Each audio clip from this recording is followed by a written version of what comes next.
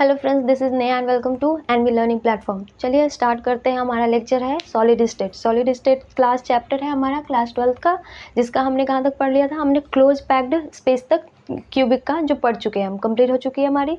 ठीक है, आज हम पढ़ेंगे उसका जो एक कुछ फार्मूला बना हुआ है और फार्मूला हो जाएगा हमारा कंप्लीट। ठीक है, चलिए उस पर हम डिपेंडेंट कुछ एक दो क्वेश्चन कर लेंगे। फिर उसके बाद हमें पढ़ना है पैकिंग फ्रीक्वेंसी, मतलब पैकिंग जो फ्रैक्शन है, पैकिंग एफिशिएंसी और डेंसिटी। ठीक है, चलो फॉर्मूला क्या होता है, formula of the compound and number of words. हमने वर्ड पढ़ लिया था कि क्या पढ़ा था हमने, एक होता है ऑक्टाहेड्रल वर्ड्स और एक होता है टेट्राहेड्रल वर्ड्स। ठीक है, तो उसी के बेसिस पे हमें कुछ फॉर्मूला करना है। ठीक है, तो सबसे पहले हेडिंग डालिए formula of the compound.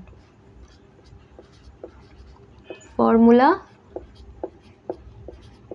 Of the compounds. ठीक है, चल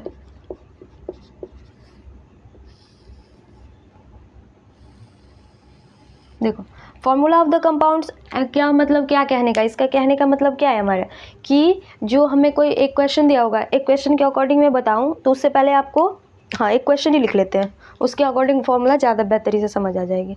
चलिए एक मिनट, एक क्वेश्चन ही कर लेते हैं डायरेक्ट। हाँ इसमें तो हाँ ठीक है, लिखिए। इसमें कुछ ज़्यादा है ही नहीं, बस एक क्वेश्चन करोगे उसी में मैं समझा दूंगी। क्वेश्चन लिखो एक,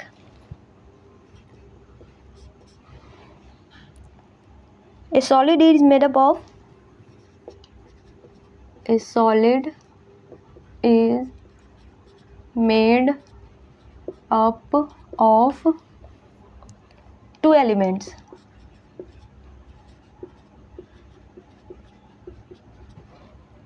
एक है x, दूसरा है y। ठीक है, उसके बाद बोल रहा है atom A, atom A means X, atom X are in the FCC, are in the FCC arrangement। ठीक है, देखिए एंड Y का दिया हुआ है हमें, atom occupy all the octahedral set, occupy Y atom occupy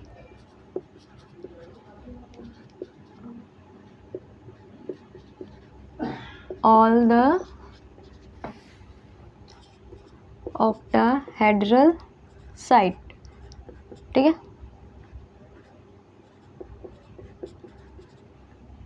सो निकालना है हमें and alternate tetrahedral side, and alternate tetrahedral site. ठीक है, सो निकालना है हमें find the formula. What is the formula of the compound, what is the formula of the compound. देखो इस क्वेश्चन के थ्रू हम इसका डिस्ट्रीब्यूशन ऑक्टाहेड्रल का और टेट्राहेड्रल का डिस्ट्रीब्यूशन पढ़ लेंगे। ठीक है, चलिए इसी क्वेश्चन के थ्रू मैं आपको ऑक्टाहेड्रल और टेट्राहेड्रल का डिस्ट्रीब्यूशन बताती हूँ। देखो इसमें बोल रहा है क्या, कि एक सॉलिड है जिसमें दो एटम है, एक x है और दूसरा हमारा y है। एटम x है जो कंटेन करता है FCC। वैसे याद करो FCC का अरेंजमेंट क्या होती है हमारी, FCC का टोटल नंबर ऑफ एलिमेंट जो हम निकाला था हमने, तो वो क्या था 4। नंबर ऑफ एटम FCC का कितना होता है, 4 होती है ना। तो इधर लिख लो पहले x और यहाँ लिखो y। तो लिखो नंबर ऑफ एटम, इसमें हो जाएगा 4, इसमें तो कोई डाउट नहीं है। चलो अब यहाँ पे देखो क्या बोल रहा है, एक ऑक्टाहेड्रल है तो यहाँ पे पहले ऑक्टाहेड्रल लिखो, दूसरा है टेट्राहेड्रल, टेट्राहेड्रल। देखो हाँ ये होता है कि क्या बोलते हैं ना उसको, एक नंबर ऑफ ऑक्टाहेड्रल जो कंपाउंड होता है, एक कंपाउंड मैंने माना है कि चलो FCC का नंबर x है, तो उसका जो टेट्राहेड्रल में होता है वो 2x होता है, 2n होता है नंबर ऑफ मतलब टेट्राहेड्रल कंपाउंड, और ऑक्टाहेड्रल कंपाउंड का सेम जितना नंबर दिया होगा उस नंबर के सेम एज इट इज होता है। ठीक है, तो ये वाला याद रख लीजिएगा, ये ज़्यादा इंपॉर्टेंट है। ठीक है, ये इसमें ज़्यादा इंपॉर्टेंट है। ठीक है, यहाँ पे इस मैंने क्वेश्चन इसीलिए लिखवाया है। अगर मान लो let the number of the compound be N, अगर हमने माना तो हमारा टेट्राहेड्रल का नंबर होगा number of atom in tetrahedral compound is equal to हो जाएगा हमारा 2n। ठीक है, और number of atom in octahedral compound, ये हमारा हो जाएगा इज इक्वल टू n। समझ आ गया? चलो, यही मैं इक्वेशन आपको बताना चाह रही थी। मैंने क्वेश्चन के थ्रू बताया तो आपको अच्छे समझ आ जाएगा अच्छे से। देखो, तो इसके अकॉर्डिंग बोल रहा है कि ये पूरा का पूरा, ये वाला देखो क्या लिखा हुआ है कि जो y वाले एटम है, जो पूरा ऑल, ये याद रखना, ऑल ऑक्टाहेड्रल साइड को कवर करता है। तो ऑक्टाहेड्रल साइड का ऑल कवर किया मतलब जितना हमारा n है वो n के इक्वल ही कवर कर लेगा जितना हमारा दिया हुआ है। तो n हमारा क्या है कि हम नंबर ऑफ एटम FCC 4 है, तो ये पूरा का पूरा हमारा क्या हो जाएगा, ये 4 आ जाएगा। अब देखो, अब बोल रहा है अल्टरनेट टेट्राहेड्रल साइड का अल्टरनेट। ठीक है, तो कहने का मतलब जो जितना भाग था ना ये डबल हो जाएगा। ये 2n है, अगर आप इसको 2n करें, हमने 2n करा तो इसका अल्टरनेट मतलब हाफ हो जाएगा। तो 2n का हाफ कितना हो जाएगा, 1/2 इज इक्वल टू n।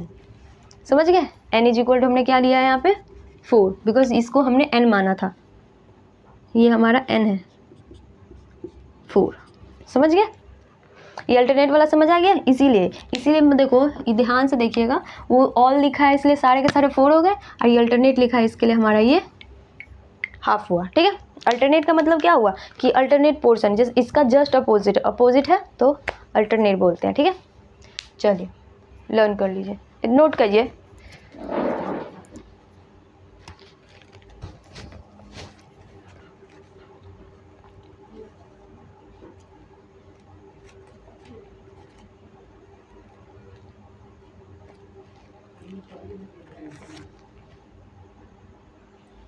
चलिए, हो गया? अब सिंपली लिख लो, अब इसके नीचे करेंगे। ठीक है, तो क्वेश्चन रब कर दूँ, क्वेश्चन का हमने सारा पोर्शन लिख लिया यहाँ पे, इसी से हमारा हो जाएगा। चलिए, हमें फॉर्मूला निकालने को बोला गया था। ठीक है, तो हमारे पास क्या आ गई, x की वैल्यू आ गई हमारे पास 4, y की वैल्यू आ गई हमारे पास 4 ऑक्टाहेड्रल की, और टेट्राहेड्रल की भी 4। तो टोटल आ गई हमारे पास, total number of atom is equal to आ गई हमारे पास 8। ठीक है, और ये टोटल नंबर ऑफ एटम है, नंबर ऑफ एटम x में, तो ये 4 है। तो अब रेशियो निकाल देंगे H2Y। ठीक है, ये नोट कर लिया था। चलिए अभी x H2Y है, x की जगह पे डाल दीजिए 4, H2, y की जगह पे क्या हो जाएगा 8। So x H2Y is equal to 1H2 so value आ जाएगी हमारी, इसके फॉर्मूला आ जाएगा XY2। समझ गए? चलिए, यही हमारा फॉर्मूला आ गया, फॉर्मूला ऑफ कंपाउंड। ठीक है, चलिए नोट कर लीजिए।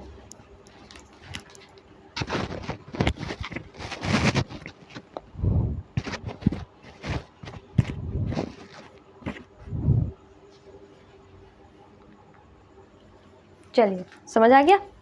चलो, समझ आ गया ये क्वेश्चन?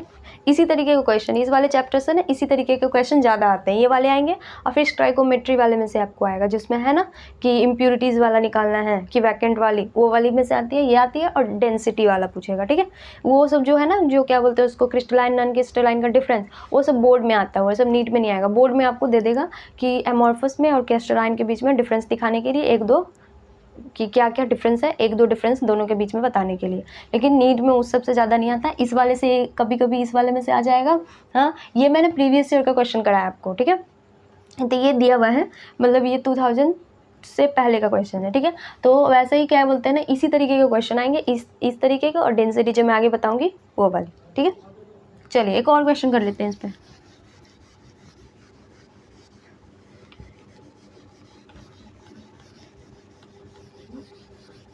चलिए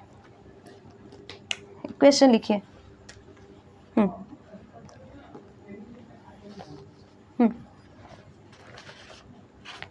क्वेश्चन नंबर 2, फेरिक ऑक्साइड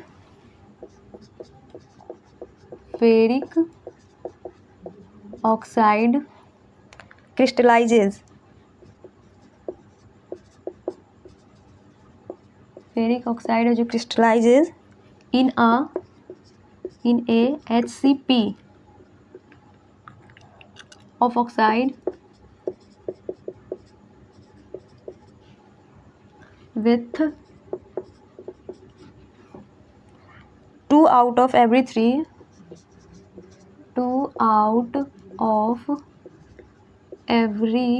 3 यहाँ पे 3 लिख लो, 2 हमने TW वो लिखा है, सो 3 ऑक्टाहेड्रल, ठीक है, वर्ड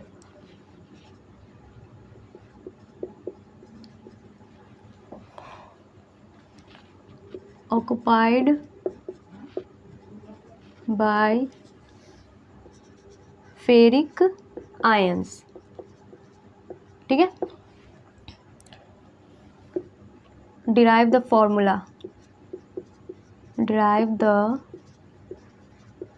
formula of compounds, इस कंपाउंड की फॉर्मूला हमें डिराइव करनी है, ठीक है।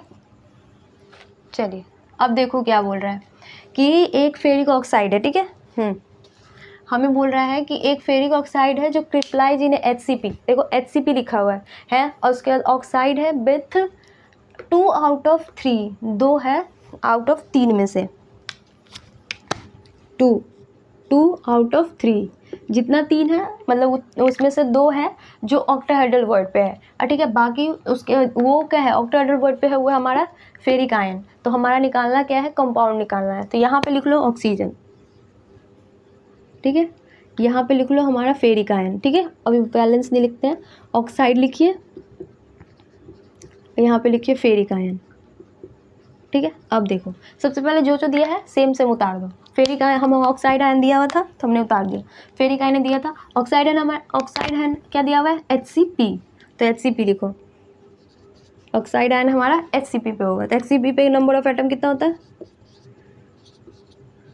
नंबर ऑफ एटम होता है HCP में इज इक्वल टू 6, ठीक है।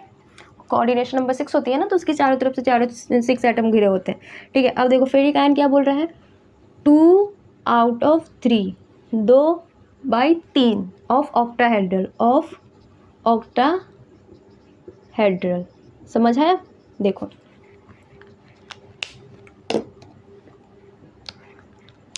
समझ गया। तो यहाँ पे माने हमने क्या, हमें सबसे पहले ये जो दिया हुआ है ये हमारा N ही होगा, ये जो हमारा N ही होगा ना, क्योंकि हमने जो सबसे पहले एटम लेते हैं तो उसको N मानते हैं, उसी N के अकॉर्डिंग हम टेट्राहेड्रल और ऑक्टाहेड्रल वर्ड काउंट करते हैं। तो ये हमारा N है, और ये बोला 2 out of 3 means 2 out of 3 N,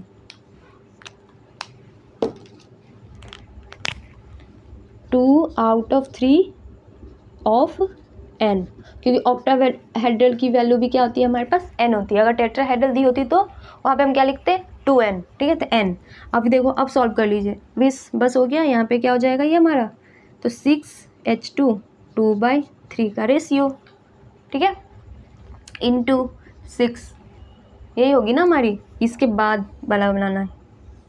देखो तो ये हो जाएगा क्या, यहाँ पे O है, यहाँ पे F है अभी फ़िलहाल के लिए, तो ये 6 से 6 कैंसिल हो गई, 3H2 2, समझ गया। तो Fe2O3, समझ आया।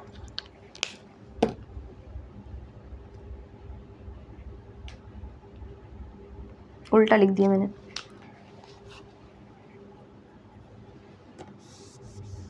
समझ गया।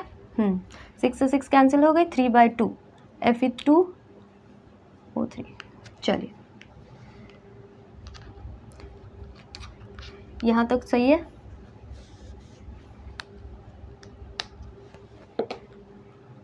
चलो ठीक है, ये हमारा 6 था, ये O है, ऑक्साइड का 6 है, ऑक्साइड ही 6 दिया था, तो ये हो जाएगा O, हाँ सही है, तो ये हो जाएगा OH2Fe, ये हो जाएगी, और ये हमारी 6 से 6 कैंसिल हो गई, तो ये हो जाएगी Fe2O3। यही होगी हमारे आंसर। ठीक है, चलिए, दिख रहा है क्या आपको?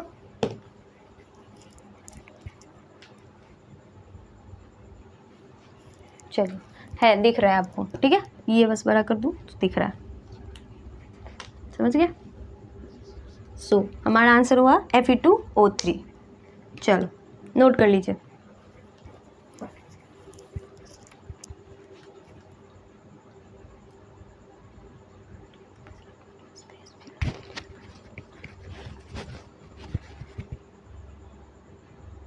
चलिए, हो गया?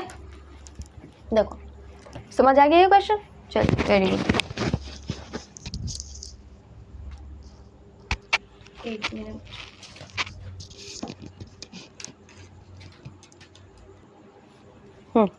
चलिए मिटाइए इसको। अब लिखिए पैकिंग फ्रैक्शन और पैकिंग इफ़िशियंसी, सेम ही है, बस उसको परसेंटेज में ले जाते हैं तो हमारा इफ़िशियंसी बन जाता है। कि किसी भी चीज़ की इफ़िशियंसी परसेंटेज में लेते हैं ना, और उसके बाद अगर फ्रैक्शन में है तो पैकिंग फ्रैक्शन। ठीक है, लिखिए, सबसे पहले लिखिए पैकिंग फ्रैक्शन, उसी को हम इफ़िशियंसी में लेके चलेंगे।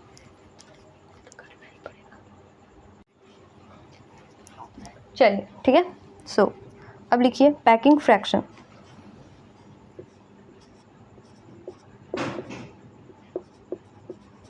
पैकिंग इसी से हो जाएगा फ्रैक्शन।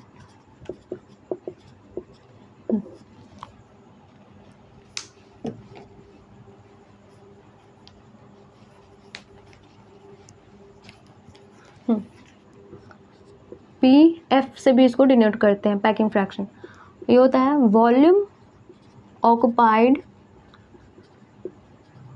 बाय स्फीयर बाय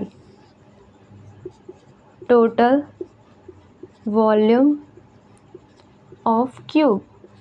देखो किस बेसिस पे बोल रहा है ये, कि देखो आप, मतलब मैंने पहले ही आपको जब एक बताया था कि जब मैंने FCC, BCC और एज सेंटर से प्रिमिटिव सब बताया था, तो उसमें मैंने आपको रेडियस और एज के बीच में रिलेशन बताया था। वहाँ पे मैंने आपको बताया था कि उसका जैसे कि एक क्यूब होता है, मैं एक समझा देती हूँ, बाकी सबका हम लोग शॉर्ट में करेंगे, ठीक है, क्योंकि मैंने पहले ही आपको डिस्क्राइब करके बता रखा है, तो दोबारा से मैं उसको रिपीट नहीं करूँगी, इसी के लिए मैंने वापस से आपको पूरा पहले बता दिया था।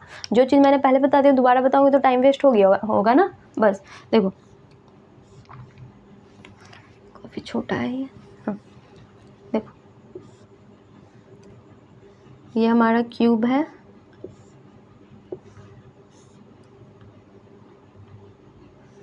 देखिए, ठीक है, देखिए, समझे? सबसे पहले मैंने बोला था कि जैसे एक फेस को ले लेंगे, मान लो कि मैंने ABCD, एक अगर FCC का मैंने किया था, FCC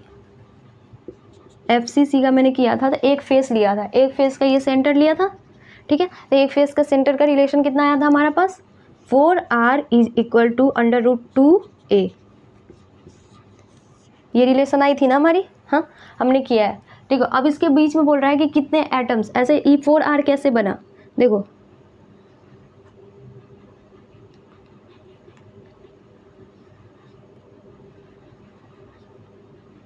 देखो यूज ऐसे बनता है, ठीक है,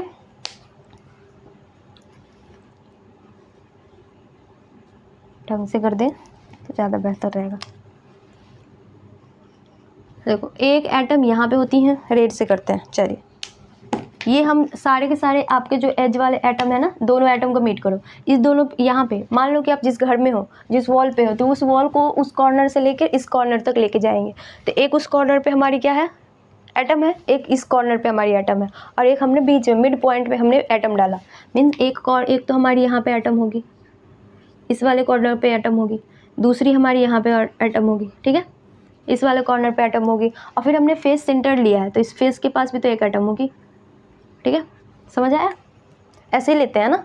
तो अब देखिए, अब इस फेस में बस और बस इस फेस को देखो आप, हाँ, तो इस फेस में आपके कितने दिख रहे हैं, हाँ, कि ये 2r, ये r और ये r, total r is equal to हमारा कितना आ गया 4r, ये आ गया हमारा 4r। और ये कैसे मैंने निकाला था √2r is equal to diagonal of the cube, मतलब इस क्यूब का डायगोनल क्या होता है √2 है।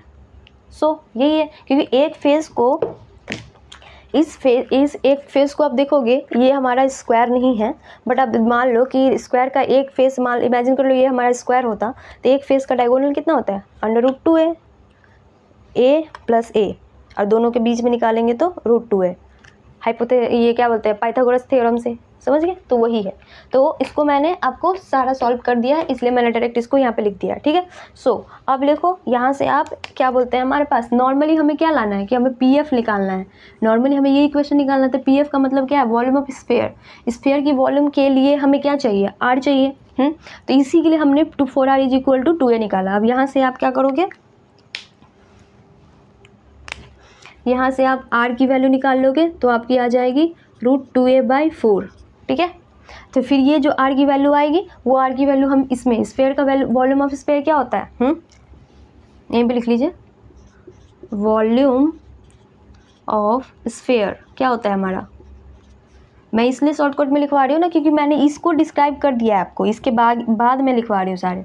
तो ठीक है, इज इक्वल टू 4/3 πr3, यही होता है हमारा। तो ठीक है, तो आप r की जगह पे क्या डाल दोगे, ये वाली फॉर्म यहाँ पे डाल दोगे। और क्यूब का वॉल्यूम क्या होता है, बाई वॉल्यूम ऑफ क्यूब, ठीक है, यही होगा हमारा पीएफ। इस वाले फॉर्म को इस साइड लिख लेते हैं।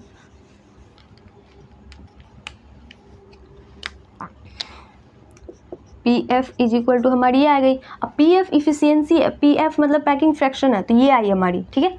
और इसके बाद हमने क्या लिखा था यहाँ पे, 4r is equal to 2√2a, ये तो हमने पहले से निकाल रखा है, ठीक है। अपना लेक्चर वाला कॉपी पलट के देखो, नोटबुक, आपको पता चल जाएगा, ठीक है। और अगर आप नए हो तो प्लीज़ जाके पीछे बैक वाला लेक्चर देखिए, पीछे वाला, फिर आपको पता चल जाएगा, ठीक है। चलिए, r का √2a/4, इसको और आप सिंप्लीफाई कर सकते हो, √2 से √2 डिवाइड कर दोगे तो a/2√2, कहीं कहीं भी ये ऐसे भी दिया रहता है, ठीक है। तो ये कंफ्यूज मत करना, ये 12th वाले बच्चे अभी नए हैं ना, तो उन्हें थोड़ी सी कन्फ्यूजन हो जाती है, ठीक है। इसके लिए मैं इसको ये भी लिख देती हूँ, इसको कहीं कहीं पे आपको 2√2 भी दिया रहता है, ठीक है। ये कैसे आया सो भी देख लो। चलिए मैं पूरा डिटेल कर देती हूँ। इसको 2 से ऊपर मल्टीप्लाई डिवाइड करेंगे, इस √2 से दोनों को मल्टीप्लाई और डिवाइड दोनों कर दिया हमने, तो अब क्या होगा, √2 इंटू √2 क्या होता है 2, तो 2 हो जाएगा हमारा, a इंटू 2/4√2, समझ आया। 2 से 2 cancel, is equal to a/2√2, समझ आ गया कैसे आया सो। चलिए वेरी गुड। हमारी P F is equal to कितनी आ गई थी, ये वाली equation, volume of sphere by volume of cube. Volume of cube की जगह क्या पे लिखेंगे हम, यहाँ पे लिखेंगे a का होल क्यूब, साइड का क्यूब होता है ना वॉल्यूम ऑफ क्यूब, ठीक है। अब कुछ नहीं है, अब इसका वैल्यू आपका सारा का सारा वैल्यू पुट कर दीजिए। 4/3 पाई का वैल्यू पता ही है आपको, ये पाई का वैल्यू 22/7 कर दिया, 3.14 लिख दो। r की वैल्यू आप यहाँ से लिख दोगे ये वाली, और a की वैल्यू आप ये लिख दोगे, किसी एक टर्म में कन्वर्ट कर लो, पूरा ओवरऑल कट जाएगा, ठीक है। तो इसका हमारा आ जाता है 0.74, फ्रैक्शन है तो 0.74, और इफिशियंसी निकालेंगे तो इंटू 100 तो 74% आ जाता है। चलिए नोट कीजिए।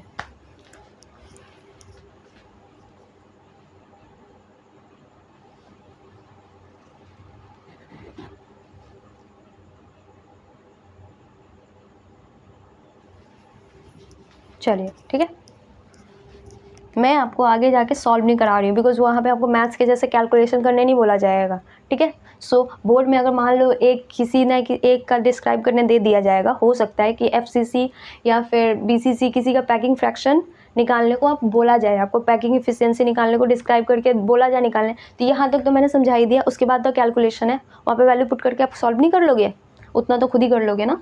चलिए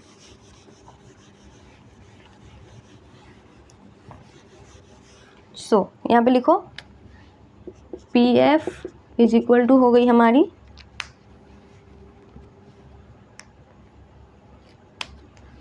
0.74, ठीक है, ये आ गई। और PE मतलब पैकिंग इफिशियंसी, इफिशियंसी होती है हमारी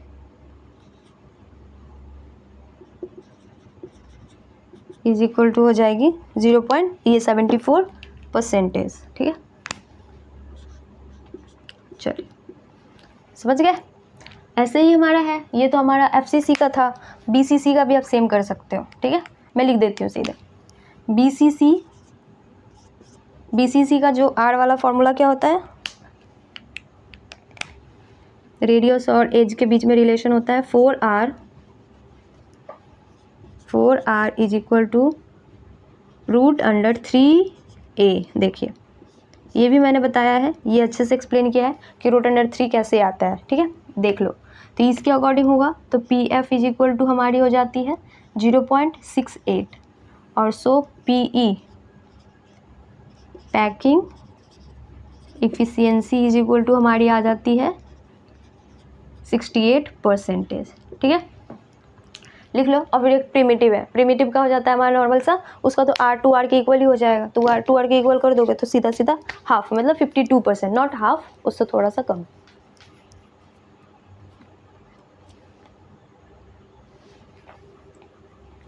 चले, हो गया। चलो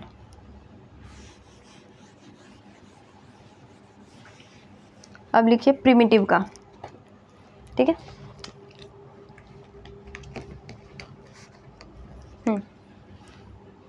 ये लिखो PF थर्ड है ऑफ प्रिमिटिव, मतलब सिंपल, ये क्यूबिक भी लिख सकते हैं और प्रिमिटिव भी लिख सकते हैं, simple cubic primitive,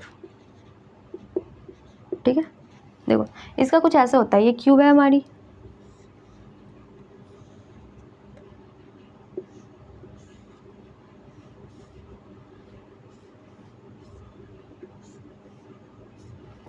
not a cube, है ना, ये क्यूब हमारी नहीं है। ओके लेट्स सी,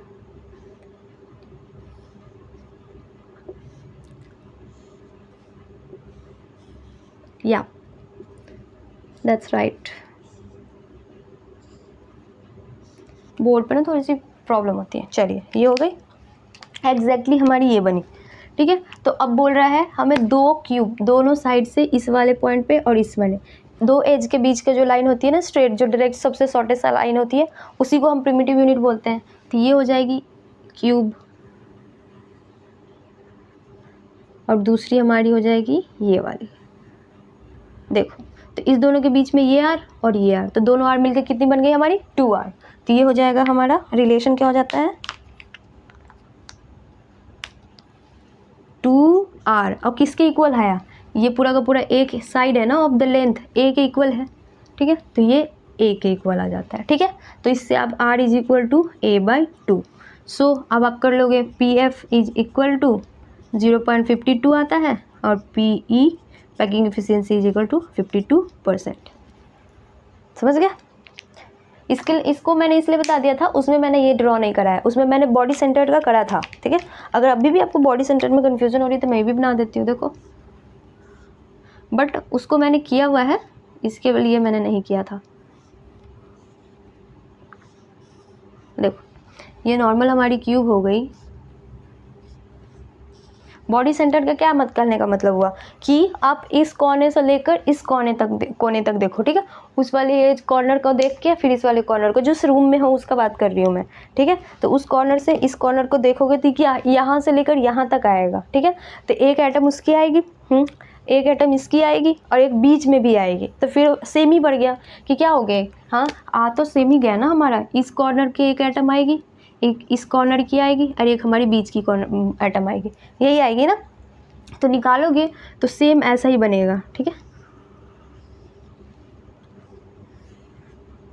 मतलब ऐसा ही कहने का मतलब मेरा कुछ ऐसा ही एक दूसरे को ये ज्वाइन करेगी, ऐसे ही बनेगी। तो इसकी रेडियस इतनी, फिर ये डबल आर हो जाएगा। एंड एटम तीनों सेम होते हैं, इसमें आपको साइज़ बड़ा इसलिए होगा कि इस दोनों को मैंने छोटा कर दिया था, इसलिए इसको ये मत सोचना वो एटम बड़ा है। और ये आर, तो R plus R plus R plus R, ये 4r इज इक्वल टू, और देखो ये मैंने बताया था ये वाला एंगल, ये डायगोनल ऑफ द क्या बोलते हैं पूरा क्यूब का निकालना मैंने समझाया हुआ आपको, बॉडी सेंटर का ये लेंथ एज निकालना मैंने आपको बताया हुआ है। तो ये होता है हमारा √3a, ठीक है। वो जाके आप लेक्चर देखिए, आपको समझ आ जाएगा कैसे निकालते हैं, ठीक है। चलिए समझ गए, चलो सो नोट कर लो।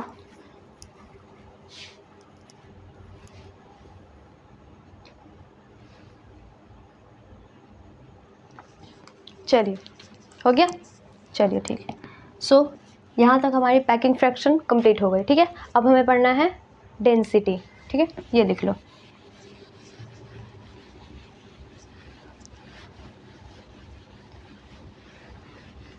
लिखिए डेंसिटी, हेडिंग डालो।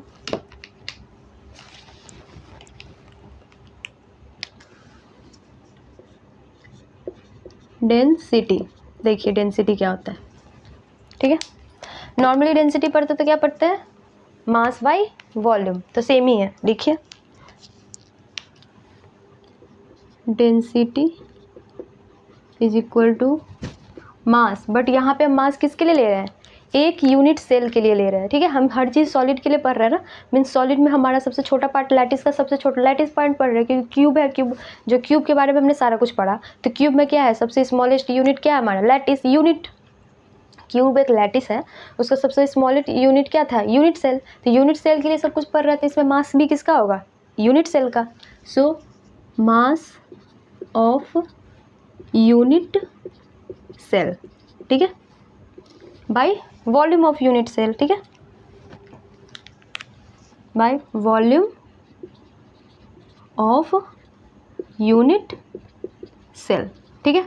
चलिए अब देखो मास ऑफ यूनिट सेल आपको निकालना है, कैसे निकालो बताओ मुझे। देखिए अब आपको मास तो पता नहीं है, तो क्या करना पड़ेगा, हमें इसका कोई एक फॉर्म आ जाए, पता चल जाएगा, जिससे मोल पता चल जाएगा, तो हम उससे मास निकाल सकते हैं ना आराम से। अब देखो ये हमारी क्या है, सॉलिड स्टेट है 12th की, लेकिन इसमें अब क्या आ रहा है आपको, मास मोल निकालने, ठीक है। देखो अब मोल निकालने, इसीलिए मैंने सबसे पहले क्या पढ़ाया था, मोल कॉन्सेप्ट पढ़ाई थी 11th की, क्योंकि अब यहाँ पे यूज़ होगा, वो भी ऐसे नहीं सीधे मोल निकालने यूज़ होगा, क्योंकि आपको यहाँ पे अब पता नहीं है मास कहाँ है। अब मास की जगह पे क्या डालोगे, मास हमें दिया रहता नहीं, आपको अब याद आ रहा होगा, आप लोग देखे होंगे बुक में तो कुछ और फॉर्म दिया हुआ है, एवोगैड्रो नंबर करके कुछ फॉर्म दिया हुआ है, तो वो कैसे आया वो तो पता चलना चाहिए ना हमको, ठीक है। देखो बोल रहा है एक यूनिट सेल है, तो क्या हुआ, एवोगैड्रो नंबर के फॉर्म में हम क्या लिखते हैं, मोल।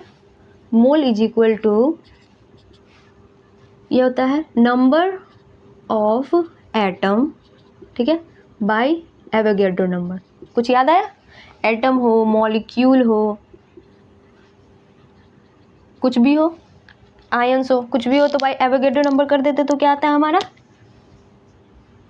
मोल के इक्वल आता है, ठीक है, समझ गए, मोल के इक्वल आता है ना हमारा। हाँ तो अब देखिए, तो यहाँ पे हमें नंबर ऑफ एटम की जगह पे हम क्या ले रहे हैं, यूनिट सेल को ले रहे हैं, तो यहाँ पे क्या हो जाएगा हमारा, number of unit cell by Avogadro number, ठीक है। अब देखो नंबर ऑफ यूनिट सेल क्या बोल रहा है, यूनिट अपने आप में क्या है, एक 1, तो ये 1 हुआ बाय Na, बताया था मैंने कि एवोगैड्रो नंबर को Na से डिनोट करते हैं। देखो अब ये इक्वल आ गया, अब इतना आपके पास मोल आ गई, तो आप क्या मास नहीं निकाल लोगे, अब ये इसका गिवन वेट नहीं निकाल लोगे, मास ऑब्वियसली निकाल लोगे। तो ये मोल हो गई, इज इक्वल टू क्या हो जाएगा हमारे पास, mass of unit cell divided by molar mass of unit cell. ये तो सबको पता है ना आपको, ठीक है, समझ गए। सो अब हमारे पास क्या हो गया, मास इज इक्वल टू क्या आ गया आपके पास, mass of unit cell is equal to आपके पास क्या आ गया, कैपिटल एम मतलब molar mass by Avogadro number, ठीक है। देखो समझ गए ये कैसे आया, ये कहाँ से, ये मोलर मास को हम, ये मास को हम छोटे एम से डिनोट करते हैं, कैपिटल एम से हम इस वाले मास को डिनोट करते हैं, ठीक है। सो अब आपके पास क्या आ गई, M small M is equal to capital M divided by N A, ये आ गई। चलिए अब आप यहाँ पे उस वैल्यू को पुट कर दो, ठीक है, नोट कीजिए।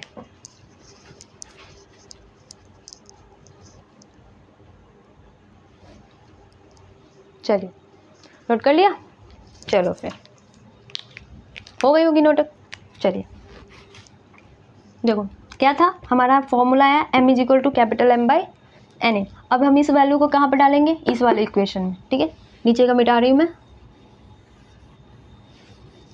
देखिए चलो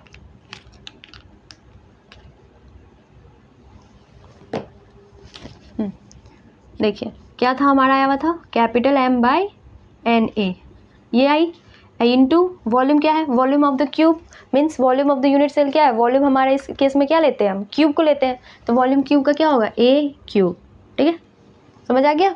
देखो ये तो हमारी आ गई डेंसिटी, हो गई हमारी डेंसिटी आ गई।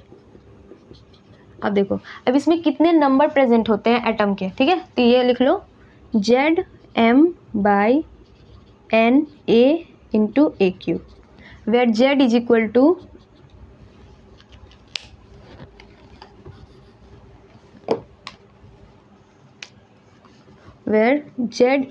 To number of atom, capital N लिखो, पूरा एन ओ को नंबर से करते हैं ना इसलिए मैं लिख रही हूँ, नंबर ऑफ एटम प्रेजेंट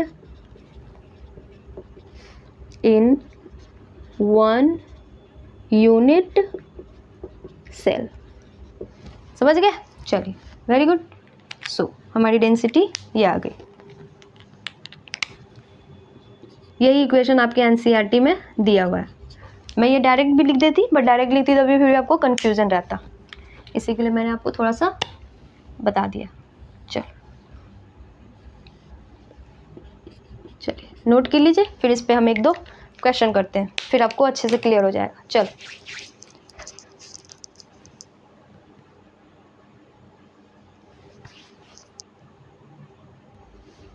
चलिए हो गया, ठीक, चलो मिटा दो इसको।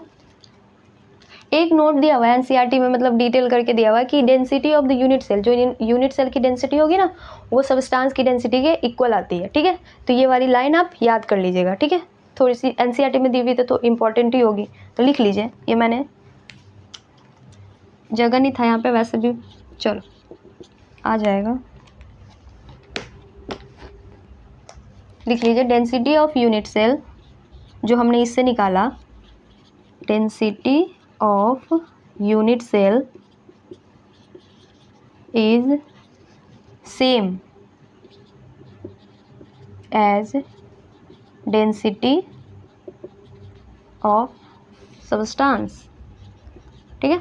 चलो लिख लो ये भी, ठीक है, तब तक मैं ऊपर से मिटा रही हूँ, क्वेश्चन लिखते हैं, तब तक आप नीचे लिख लेना।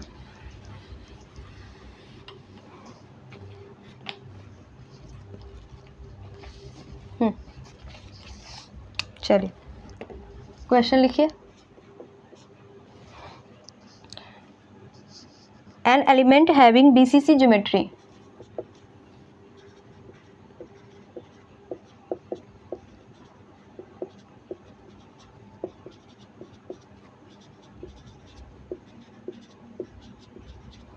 ठीक है, हैज एटॉमिक मास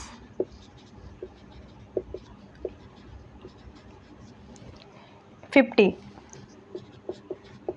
ठीक है, 50, ये 50 लिखा हुआ है, 100 नहीं लिखा हुआ है, 50, ठीक है। कैलकुलेट करना है डेंसिटी, एज लेंथ दी हुई है, कैलकुलेट करना है डेंसिटी, ठीक है। एज लेंथ दी हुई है आपको 300 pm, ठीक है, पिकोमीटर जिसको बोलते हैं। चलो देखिए, नोट कर लिया ये वाला, वेरी गुड। यहाँ पे एक नोट करके लिख लो, इसी क्वेश्चन में लिख लो कि हमेशा एज लेंथ को हम सेंटीमीटर में देखते हैं, ठीक है। ये पिकोमीटर लिखा है तो आपको इसको सेंटीमीटर में कन्वर्ट करनी पड़ेगी, मीटर में कन्वर्ट मत करना, ठीक है। देखो अब हमें क्या निकालना है, डेंसिटी इज इक्वल टू, सबसे पहले फॉर्मूला लिखो, ZM/N इंटू ए का क्यूब, ठीक है। अब देखो इसमें हमें क्या क्या दिया है, क्या नहीं दिया है। हमें Z दिया हुआ है, BCC दिया हुआ है, देखिए BCC का नंबर ऑफ एटम कितना होता है हमारा 2, ठीक है।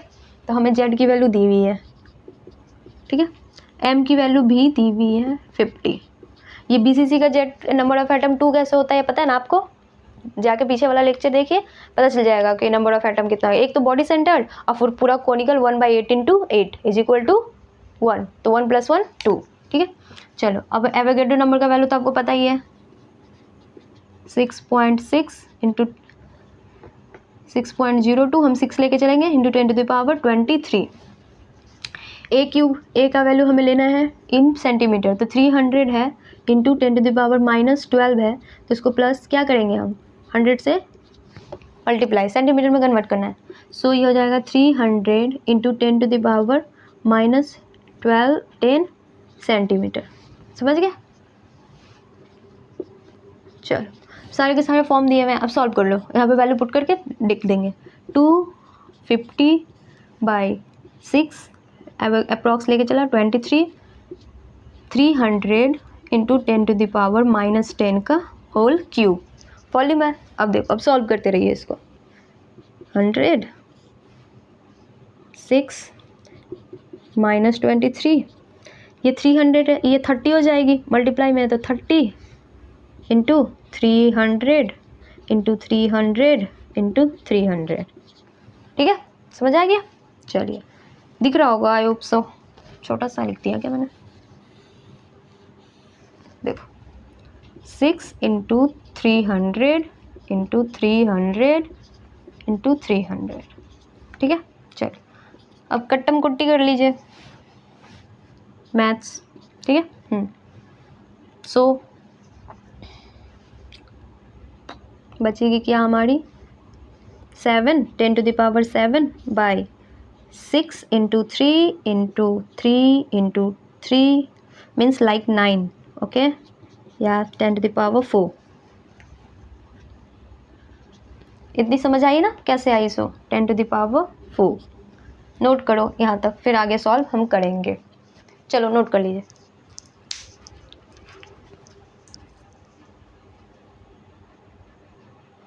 चलिए ठीक है,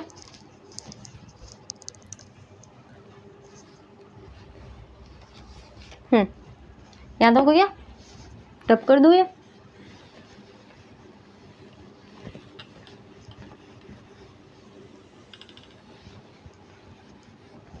इस सब क्वेश्चन में मैं ऑप्शन नहीं दे रही हूँ, इसका ये मतलब नहीं है कि नीट में नहीं आएगा, ठीक है। ऐसा मत सोचना कि जो क्वेश्चन में ऑप्शंस नहीं होते हैं वो नीट में नहीं आता। बहुत सारे क्वेश्चन जो हमारे एनसीईआरटी में होते हैं उसके ऑप्शंस नहीं देते हैं, बट वो हमारे नीट में आता है। सो मैंने इसलिए ऑप्शन नहीं दिया बिकॉज हमें फाइनली आंसर तो निकालनी है, और जो आपका आंसर आएगा उसके अप्रॉक्स वाले में ऑप्शन दी होगी, एग्जैक्ट दिया हो या फिर एग्जैक्ट दिया होगा, या फिर हमारा क्या होता है उससे थोड़ा सा ज़्यादा दिया होगा, उससे कम दिया होगा, सेम नहीं देता है, ठीक है। सो ये मत सोचना कि नीट में नहीं आया होगा, बोर्ड के लिए दोनों क्या है ये, ठीक है। यहाँ था, यहाँ पे थे हम, ये मैं क्या बोलते हैं ना, ये क्या होता है ना, फिजिक्स और केमिस्ट्री के मेन है, ऑप्शन से उतना नहीं होता। ऑप्शन से आपको तुक्के मार सकते हो, बट आपको सॉल्व तो करनी ही पड़ेगी, ऐसे तुक्के भी नहीं लगा सकते। मैं बायो का क्या होता है ना कि आप ऑप्शन देखोगे तो एकदम जस्ट रिमेंबर हो जाएगा। जैसे कि मान लो कोई क्वेश्चन पूछ दिया, अब उसको आपको याद नहीं आ रहा है, दिमाग में नहीं है, बट आप 4 ऑप्शन देखते हो ना, तो मतलब हिट करता है ब्रेन में कि हाँ यार इससे रिलेटेड ऐसा कुछ पढ़ा था हमने, ठीक है। जैसे कि हमने पढ़ा कि रिप्रोडक्शन पढ़ा, ठीक है, ऑर्गेनिज्म इन रिप्रोडक्शन में पढ़ा रही हूँ, रिप्रोडक्शन इन ऑर्गेनिज्म, उसमें पढ़ेंगे कि हमें अब बताओ यहाँ पे बोल रहा है वेजिटेटिव प्रोपोगेशन किस किस के थ्रू किस में होता है। तो आपको मैंने ऑप्शन दे दिया कि वाटर हाइसिंथ जो आइकॉर्निया होती है, तो हम ऐसे आपको 2-3 ऑप्शन में दूंगी, ऐसे याद नहीं रहेगा। जैसे कि आप ओ देखोगे ना ऑफसेट, तो हिट करेगी ब्रेन में, तो वो एक है, 1 वर्ड में आप कर सकते हो। बट फिजिक्स और केमिस्ट्री जिसमें आप क्वेश्चन न्यूमेरिकल होते हैं, आप कोई चांस ही नहीं है हिट करने का, कैसे हिट कर लोगे, सारे ऑप्शन एक जैसे रहते हैं। और वो ऐसा नहीं है कि आपको बहुत ज़्यादा डिस्टेंस दे देता है ऑप्शन में, बहुत ज़्यादा गैप दे देगी। किसी का अगर 4 देगा तो 6 देगा, 8 देगा, तो आप क्या ही कर लोगे उसमें। तो इसी के लिए ऑप्शन पे उतना फोकस मत करना, ऑप्शन पे तब फोकस करना जब आपका पता है उस ऑप्शंस में भी अगर आपको आ जाए, जैसे कि मान लो सॉल्व करते करते लास्ट तक आपका आ जाता है, तब हम ऑप्शन देखते हैं कि हाँ भाई मेरा आ गया, लास्ट में ये कटने के बाद हमारा 2 ही आएगा। तो अब हम देखते हैं कि 2 वाला कौन कौन दिया हुआ है। 4 ऑप्शन दिए हुए हैं, मान लो कि हमारे पास ABCD दिया हुआ है, हमारा आंसर आया फाइनली 2.8, ठीक है, 2.8 आया आंसर हमारा। हाँ, तो ये एक तो हो सकता है कि आपको वो बहुत ज़्यादा स्ट्रिक्ट हो तो एग्जैक्ट 2.8 आपको देगा, कि मान लो ऐसा दे दिया हमें कि 2.8 दे रहा है, 2.9 दे रहा है, 2.7 दे रहा है, 2.3 दे रहा है। तो इसके केस में तो कोई ऑप्शन नहीं है, ऑप्शन मिले ना मिले मैटर नहीं करता, आपको पूरा सॉल्व करना पड़ेगा, वो भी एग्जैक्ट तरीके से। बट आपको ये नहीं देकर आपको सीधे दिया है कि 2.8 आ रहा है आपका, एक 2 दिया हुआ है, एक आपको क्या देखिए 3 दिया हुआ है, एक 4 दिया हुआ है, एक 5 दिया है। तो इसको राउंडिंग ऑफ करके आप 3 लिख सकते हो ना आंसर। हाँ, ये टिक लगा के आप आंसर लिख सकते हो, क्योंकि 2 तो होगा नहीं, क्योंकि हमारा 2 है, 2.8 है, राउंडिंग ऑफ करेंगे तो क्या हो जाएगा हमारा 2 से ज़्यादा, तो ये हमारा 3 ही होगा, और 4 5 भी नहीं होगा। तो ये एक केस बनता है, लेकिन उसके लिए भी आपको क्या करनी पड़ेगी, सॉल्व तो करनी पड़ेगी ना, इसी के लिए मैं बता रही हूँ। चलिए तो ये था हमारा। चलिए अब है 10⁻7, इसको क्या लिख सकते हैं, 1000 × 10⁻4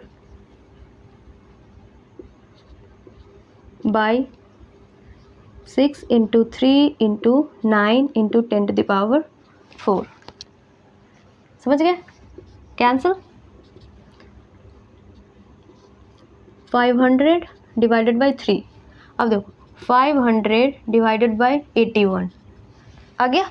चलो 81 को आप 80 लिख सकते हैं, ठीक है, ये कट्टम कुट्टी आराम से हो जाएगा इसलिए लिख रही हूँ मैं। तो 8 से 8 cancel, is equal to 50/8 is equal to 25/4। देखो अब ये 6 के रेशियो में आएगा, तो 6 पॉइंट कितना बचा, 10, मतलब 2 और 5 ग्राम पर सेंटीमीटर क्यूब, समझ गए। चलिए समझ गए, चलो फिर नोट कर लो, फिर एक और क्वेश्चन कर लेंगे, ठीक है, नोट कर लीजिए।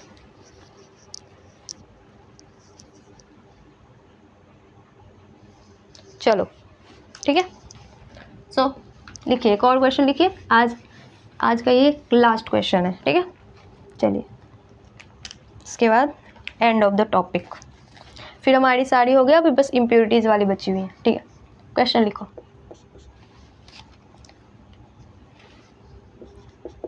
An element X with atomic mass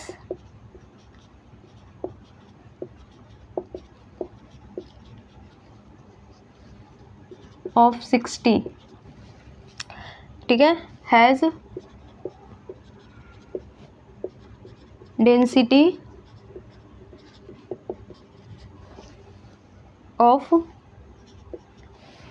6.23,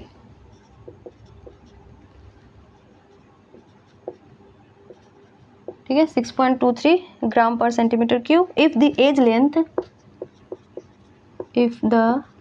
length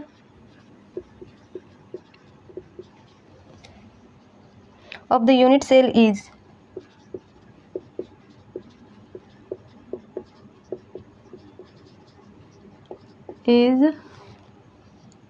400 picometer,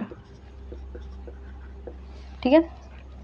calculate the type of cubic, calculate the type of cubic बोल रहा है, कौन सा क्यूबिक है, BCC है, FCC है, वो हमें निकालना है, ठीक है। बेसिकली हमें नंबर ऑफ एटम्स निकालने हैं इसमें, उसी पे पता चलेगा ना कि ये कौन सा क्यूबिक है। सो चलो सॉल्व कीजिए।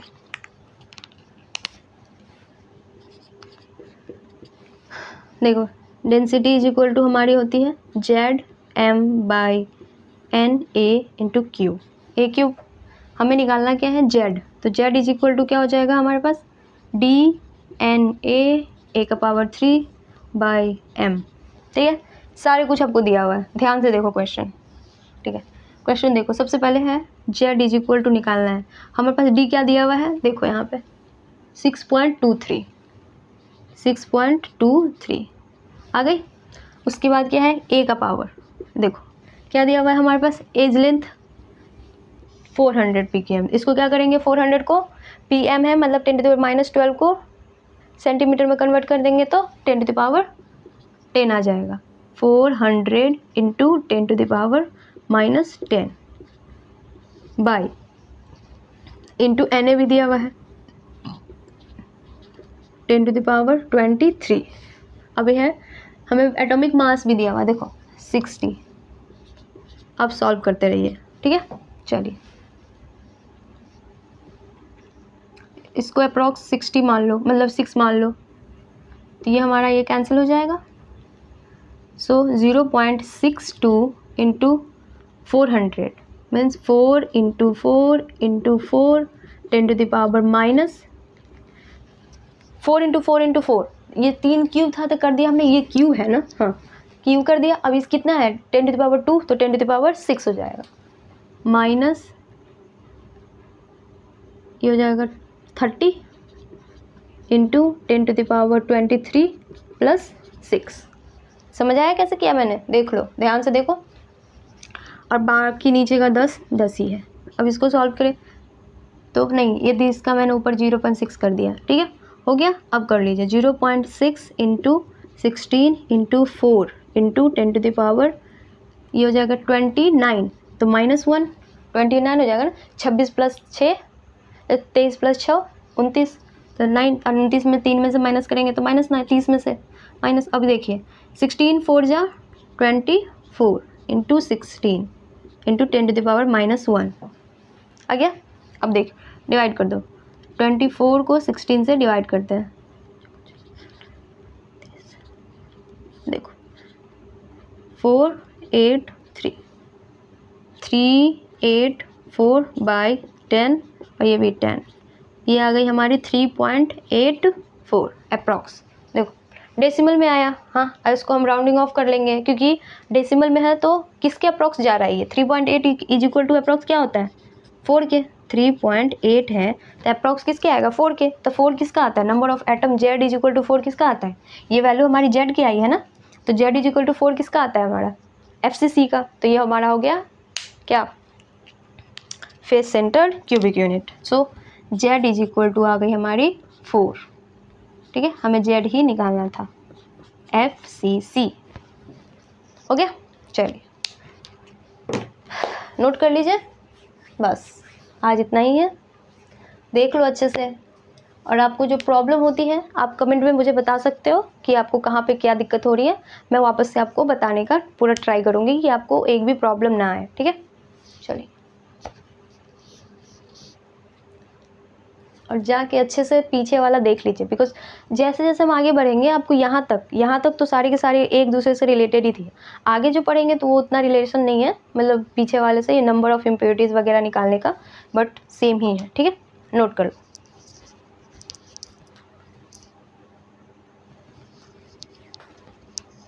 चलिए हो गया, नोट कर लिया आपने, ठीक।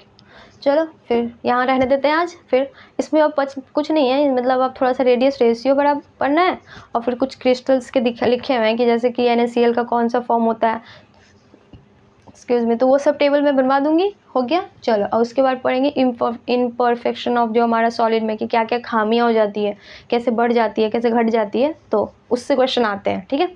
सो चलिए इसी बार आए थे उससे क्वेश्चन।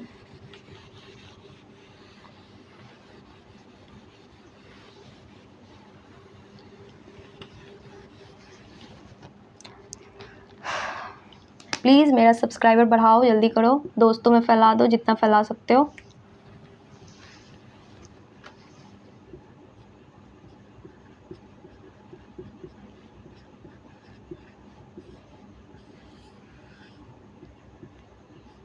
ठीक है, जितना फैला सकते हो उतना चैनल को फैला दो, सब दोस्त सबको पता चल जाए, सब पढ़ लेगा।